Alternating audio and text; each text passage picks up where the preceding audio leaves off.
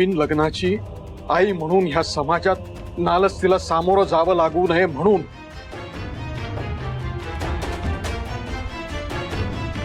त्या बिचाऱ्या मणीला अनवरस म्हणून कोणी हिणवू नये म्हणून यासाठी मी नीलमशी खोटं बोललो। तिला मी सांगितलं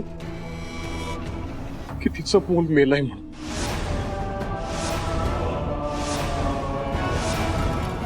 माझ्या हातून खूप मोठी चूक झाली।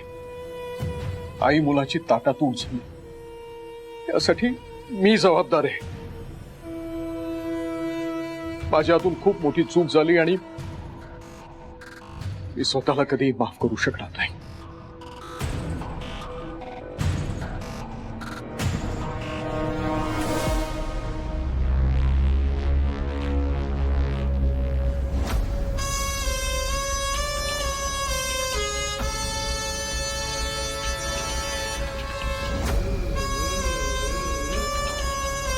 मणी, मला माफ कर।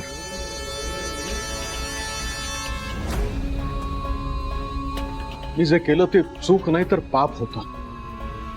तुला तुझ्या आईपासून तोडण्याचं महापाप। त्यामुळे माफीसाठी लायक नाहीये मी। पण अरे, इतकी वर्ष माझ्या मनावर जे ओझं आहे ना, ते हलकं करण्यासाठी तुझी माफी मागण्याचा मी एक स्वार्थी प्रयत्न करतोय। तुझा आणि नीलमचा मी स्वीकार करू शकत नव्हतो। मला माझ्या सोशल स्टेटस आणि पॉलिटिकल करिअरची काळजी होती। समजा तुम्हाला ऍक्सेप्ट केलं असतं ना, तर त्यावर डाग लागला असता। माझं पॉलिटिकल करिअर संपलं असतं अशी भीती मला होती आणि म्हणून मी तुम्हाला स्वीकारलं नाही। माझ्या मनावर जे ओझं होतं ना, तुम्हाला फसवल्याचं जे गिल्ट होतं ना, ते दिवसेंदिवस वाढत होतं। पण आता नाही म्हणी, आता मी माझी चूक सुधारणार आहे।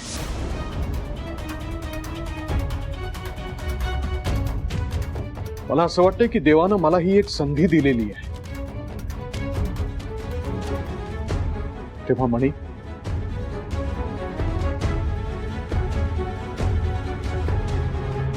नीलम, मी हात जोडतो। नीलम, मला माफ कर। माझी चूक सुधारण्यासाठी एक मला संधी दे।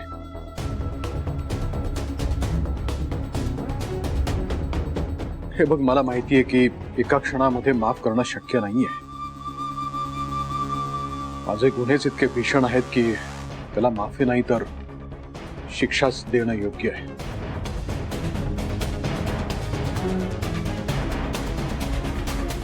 मला एक संधी दे ना, नव्यानं आयुष्य सुरू करायची,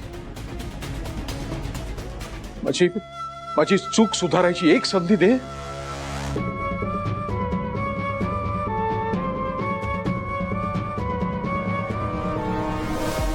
नाटक करू नका। पुरतं ओळखते मी तुम्हाला।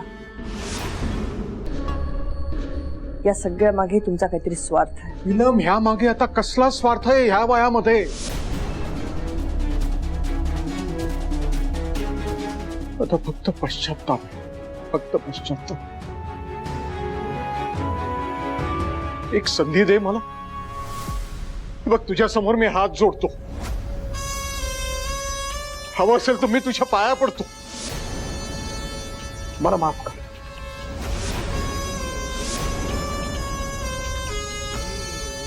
हे बघा, मुळात आम्हाला या घरात पाऊल ठेवायची पण इच्छा नव्हती। तुमच्या पोराने माझ्या आईचा अपमान केला म्हणून इथे येणं भाग पडला।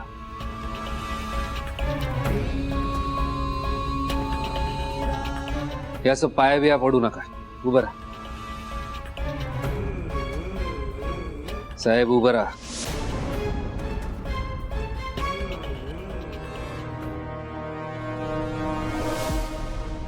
अजूनही तुझ्या ह्या बापाला तू साहेब म्हणतोस म्हणे?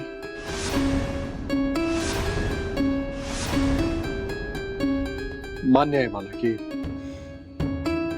मला बाप म्हणून स्वीकारायला आणि बाप म्हणून हाक मारायला तुला थोडासा वेळ लागेल, मान्य आहे मला। पण तुझ्याकडून एकदा बाबा हे हाक ऐकायला मी खूप उत्सुक आहे.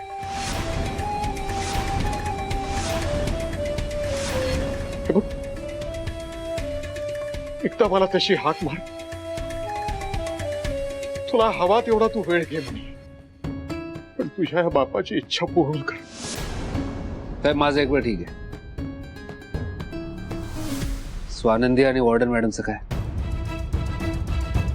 तुमच्या एका चुकीमुळे त्यांना इतकं भोगावं लागलंय, त्याचं काय?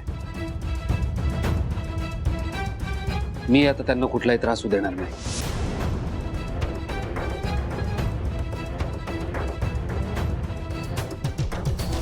हे बघ म्हणे, त्यांना कुठल्याही प्रकारचा त्रास होऊ नये अशी माझीही अपेक्षा आहे.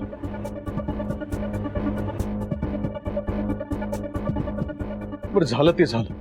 आज मला माझी चूक सुधारण्याची संधी मिळते, ती दे ना. हे बघ, मी नीलमला तिचा मान, तिचं स्थान मिळवून देईन. मी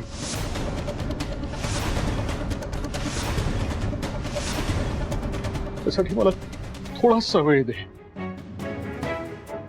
हे सगळं ऍब्सॉर्ब करायला, हे सगळं सॉर्ट आउट करायला.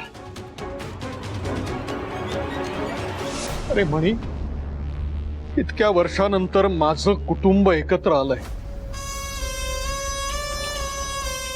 एका छताखाली आनंदानं आणि गुण्या गोविंदानं नांदावं अशी माझी इच्छा आहे.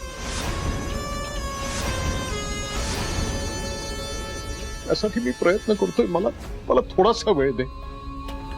म्हणी, तू, स्वानंदी, नीलम, आजपासून तुम्ही माझ्या बरोबर ह्या घरात राहणार आहात.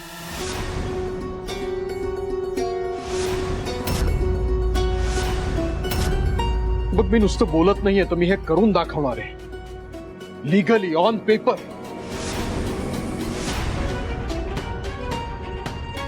मला फक्त थोडासा वेळ दे. मी नीलमला तिचा हक्क, तिचं स्थान, तिचा मान मिळवून देणार आहे. थोडासा वेळ दे. बस डॅड, इनफ.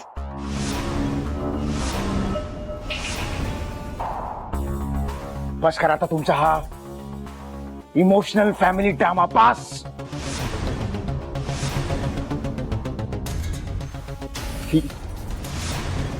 या बाईला जर तुम्ही तिचा मान वगैरे मिळवून देणार असाल ना डॅड, तर आत्ताच्या